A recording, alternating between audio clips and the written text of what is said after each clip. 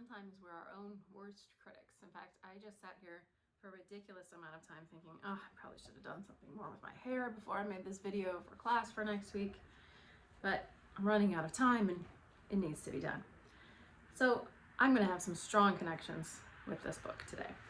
This is called Giraffe Problems, and it might remind you a little bit of a book you might have heard called Penguin Problems.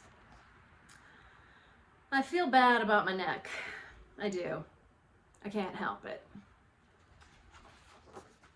It's too long, too bendy, too narrow, too dopey, too patterned, too stretchy, too high, too lofty, too necky.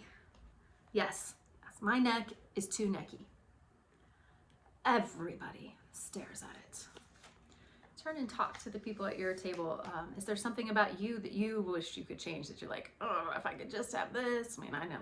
I wish my nose wasn't this pointy. I wish I had done something with my hair. I could go on, but you turn and talk and then we'll get back to the story.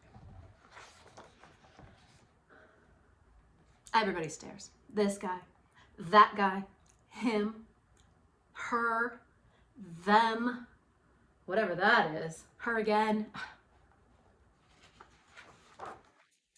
Yep, I feel bad about my neck. I've tried dressing it up. I've added a scarf, 2 scarves, a bundle of scarves. I've tried bow ties and regular ties and both. I've tried hiding it away. I've used shrubs. I've hung out in ditches. I've stood behind trees. I've spent time in the river. Other animals have necks that just work. Take a gander at this zebra's neck. Stripes always look good, so classic. Quit staring at me. Or gaze upon this elephant's neck, strong and powerful yet graceful. Stop talking about me. Or glimpse this lion whose neck is adorned with a glorious mane of flowing locks. What a sight! How inspiring! Why can't I have a neck like that? Are you always this loud? My mom always said I should be proud of my neck. She said other animals would love to have a neck like this. Yeah, right. No offense, Mom, but nobody wants this neck. It's a neck only a mother could love. It all makes me want to hide until the sun sets. Sheesh. Good evening. Oh, the turtle's about to speak. Right here. I've been admiring your neck from afar. Oh, how I wish my neck looked like yours. I get so much done in a day. Goodness, I can only imagine all the reaching and grabbing and looking around I'd do. I'd accomplish many of my goals for sure. Meanwhile, I'm saddled with this little excuse for a neck. Here, watch me try to stretch it out. Ugh.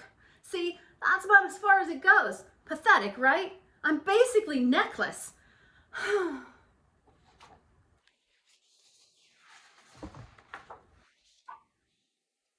Turn and talk to a partner about what you're thinking at this point in the book. How do you think the characters are feeling, and what are you thinking that they might be thinking? You feel bad about your neck too? Yep. Huh. I'm Cyrus, by the way. Well, I'm Edward. It's lovely to meet you, Cyrus. Can I tell you something else, Edward? Of course, Cyrus.